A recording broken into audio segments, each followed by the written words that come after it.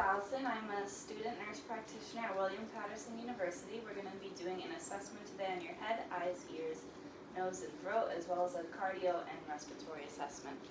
So, is that okay with you? Yes. Do I have your permission to record this for class? Yes.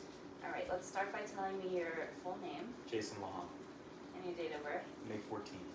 Okay, great. So I can see by assessing your general appearance, your skin is appropriate for your tone. You're maintaining good eye contact, good posture, and you're answering appropriately. So we'll go ahead and start with the head exam. So first I'm inspecting anteriorly and posteriorly for any asymmetry, any lumps, lesions, deformities, and I don't see any, so I'm going to go ahead and palpate. Let me know if you have any tenderness. You can also pull the hair apart and take a closer look at the scalp if you'd like to.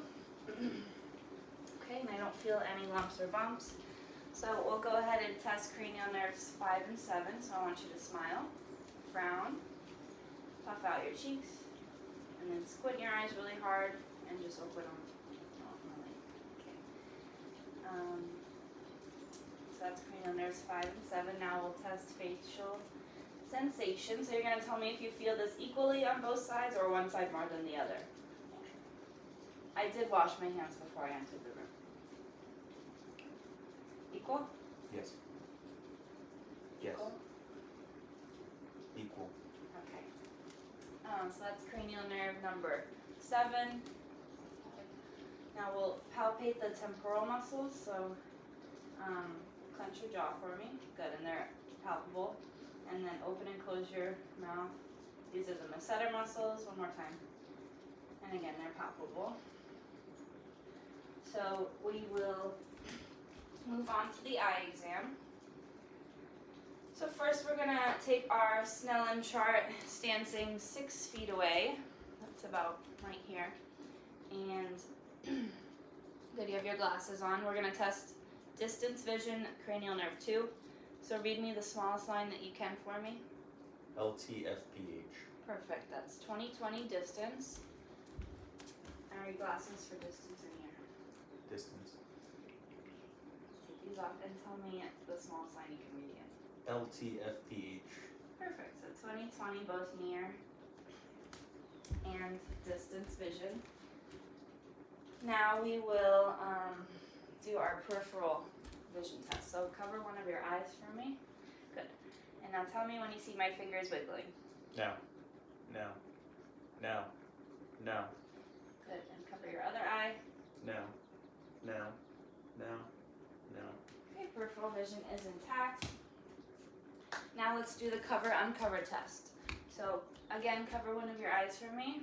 Look straight at my nose. Now uncover. Good, and now making sure that the eye is not correcting itself, which it didn't. Cover your other eye.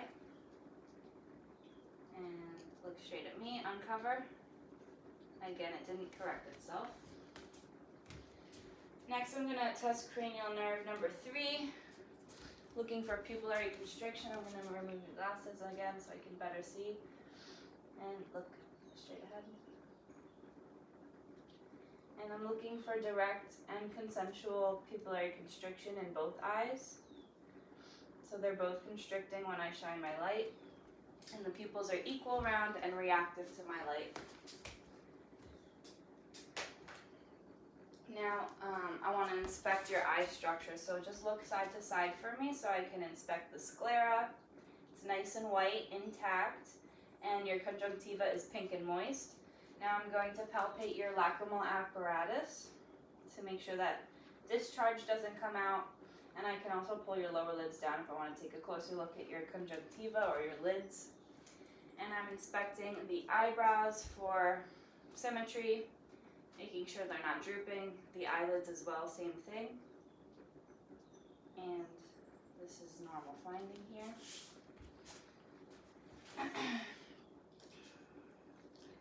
Next, we are going to test cranial nerves 3, 4, and 6.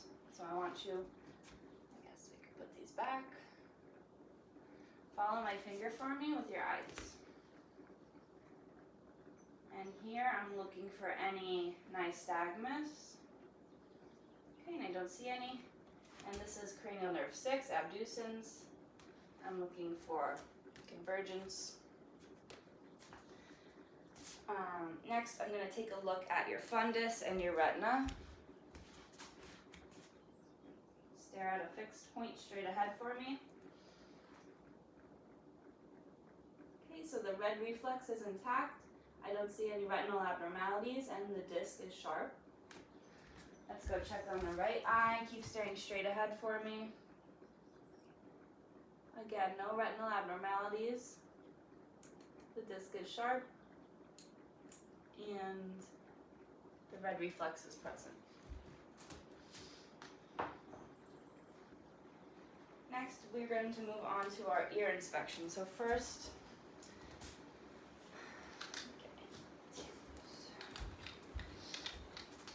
I'm going to come around and first inspect the ear, both anteriorly and posteriorly, looking for any lesions, swelling, discharge, redness, and then I can go ahead and palpate the pinna and the tragus. Do you have any tenderness? No. Alright, you're going to feel a little bit of pressure. I'm going to assess your tympanic membrane and your ear canal, and the tympanic membrane is a pearly gray. There are no obstructions, no redness, no bulging. And the cone of light is at 7 o'clock. Next, we're going to go over to the right, inspecting anteriorly, posteriorly, any lesions, redness, swelling, and then palpating the pinna and the tragus. Any tenderness over here? Nope. Okay. Tympanic membrane on the right ear is a pearly gray, no obstructions, no bulging, and the cone of light is at 5 o'clock on the right. Next, we're going to test cranial nerve number 8, doing the whisper test. So I'm going to have you plug one of your ears for me and tell me what you hear. Water. Good. And plug your other ear for me. Tell me what you hear. Soda. Okay, good. So cranial nerve 8 is intact. Next, we're going to do the Weber test. You're going to tell me if you hear this sound equally on both sides or on one side more than the other. Equal. Okay, so that's a normal Weber test. Next, we'll do the Ryan test. So same thing, you're going to tell me when you can no longer hear the noise, okay? No. No. Okay, so that tells us that air conduction is greater than bone conduction, which is normal. We'll do the same thing on the right side. No. No.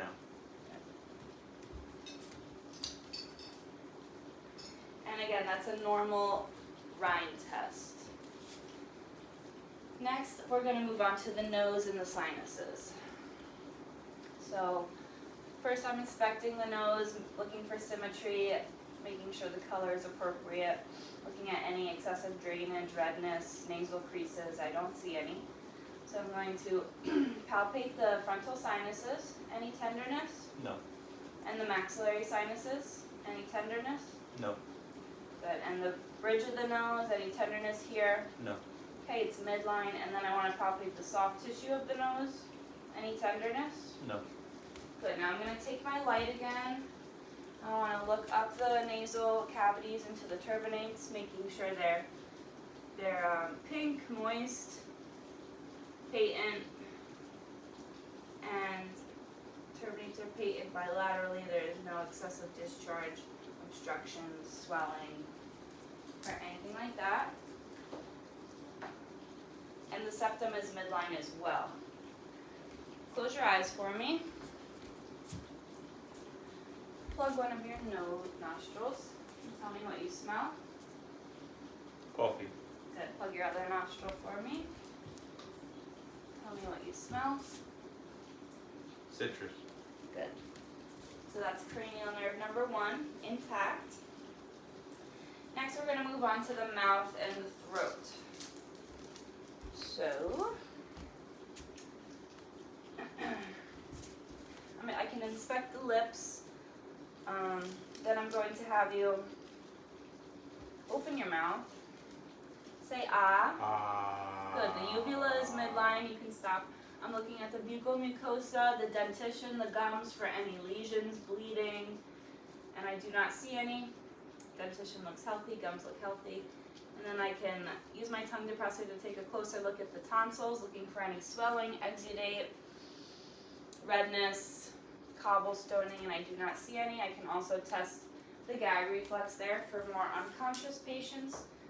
But I did check the uvula, and I had him say ah. And I'm also noting for any foul odors or any sweet odors that may be present in the mouth. Next, I'm going to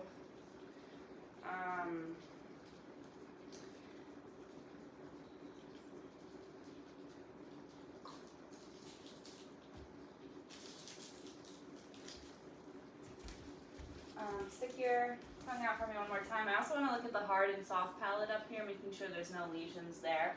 Good, and there's not.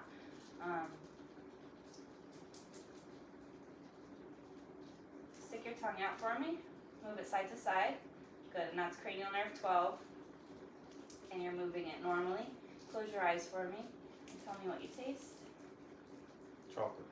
Good, so that's sweet. That's cranial nerve number 7 and 9. Next, we are going to move on to the head and the neck and the throat. So I'm inspecting, making sure the trachea is midline. I don't see any swelling, any skin discoloration, or any lesions. So I'm going to, first I'm going to come behind, I'm going to palpate the trachea and the thyroid. So the thyroid should move up with the trachea. I'm going to have you swallow. Good, and it did move up, so that's a normal finding. I can palpate the carotids while I'm back here. On the left, +2, no thrill. On the right, +2, no thrill. I didn't feel any nodules or swelling at the thyroid or trachea either. Next, I'm going to auscultate the thyroid and the carotids for any bruit.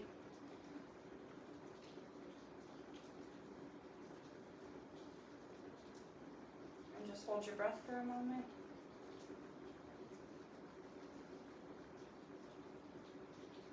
Okay, so there's no bruit heard on either the thyroid or the carotids.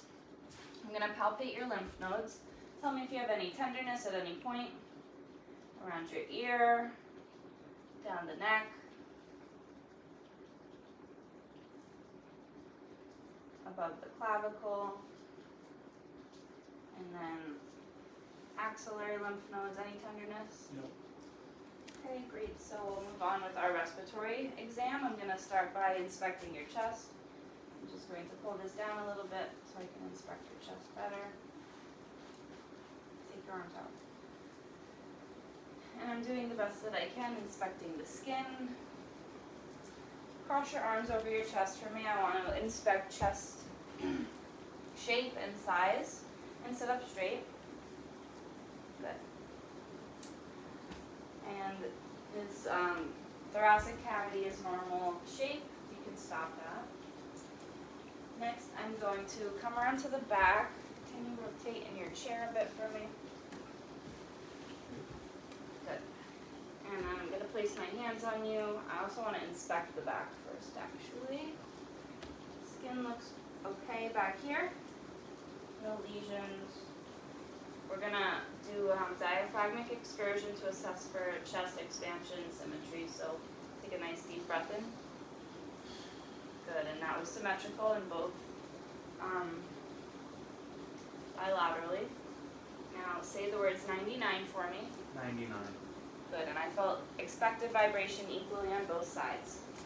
While I'm back here, I'm going to start percussing, starting at the top, making my way side to side.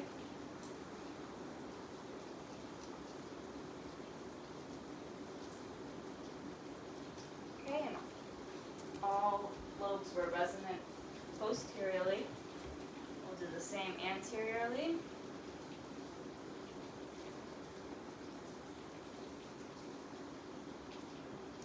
Okay, and resonant both anteriorly and posteriorly in all fields. Next, I'm going to also take the lung sounds. I'm also inspecting as I'm doing my assessment to assess his work of breathing. I can do that pretty easily just by looking at his general appearance. Take some nice deep breaths for me.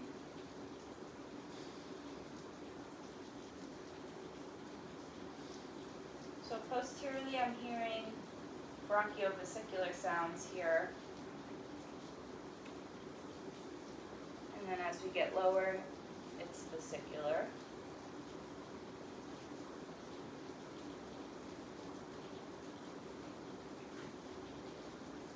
Lift up your arm. This is vesicular over here laterally.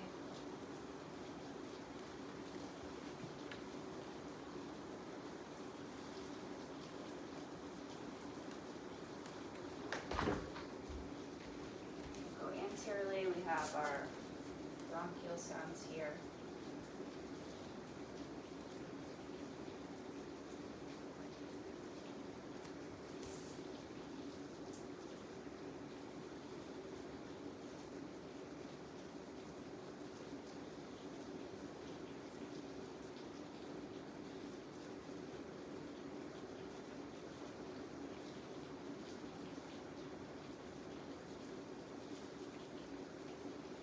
Okay, and your lung sounds are clear in all fields, no adventitious breath sounds present. Please lay down here on my table for me so we can do our cardiac exam.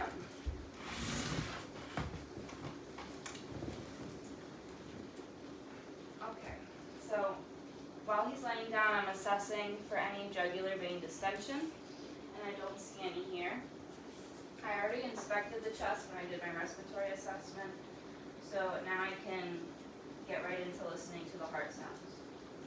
I'm going to start at the right sternal border, second intercostal space for the aortic valve.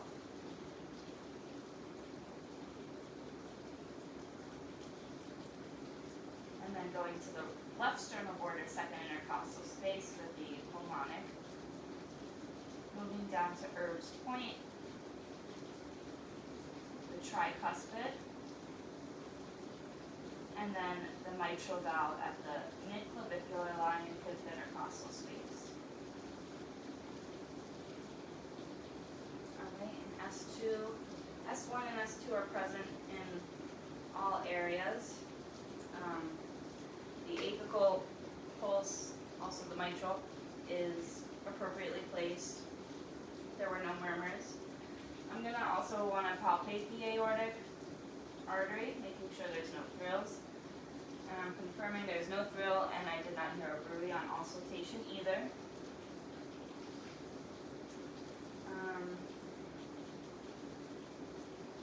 So we'll move down to the renal arteries. So I'm just going to lift your shirt a little bit here.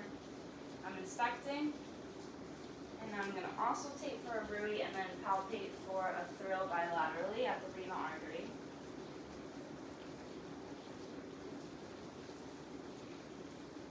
Okay, no bruit. And no thrill felt, +2 bilaterally. We'll move down to the iliac arteries. I'm going to auscultate for a bruit.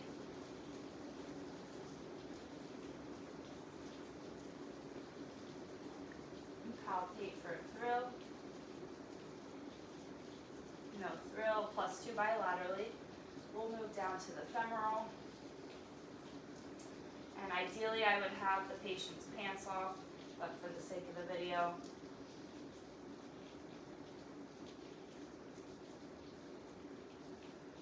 no bruit on the right, no bruit on the left.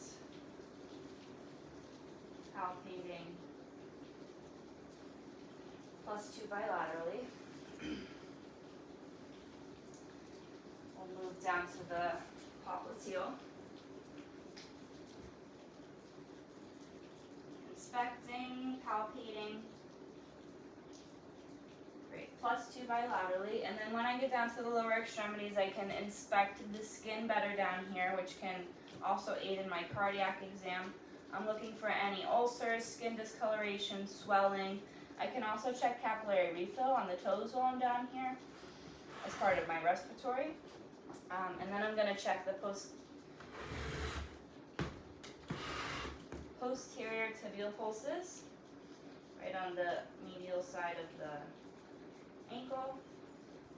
Good, +2 on the right, +2 on the left, and then finally the dorsal pedalis, right on the top of the foot.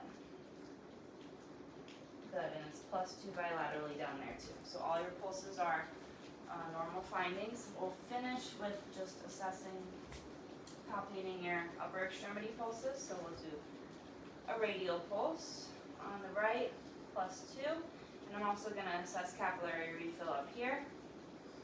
Good, less than 3 seconds. And our brachial pulse on the right is a +2. On the left, +2 radial,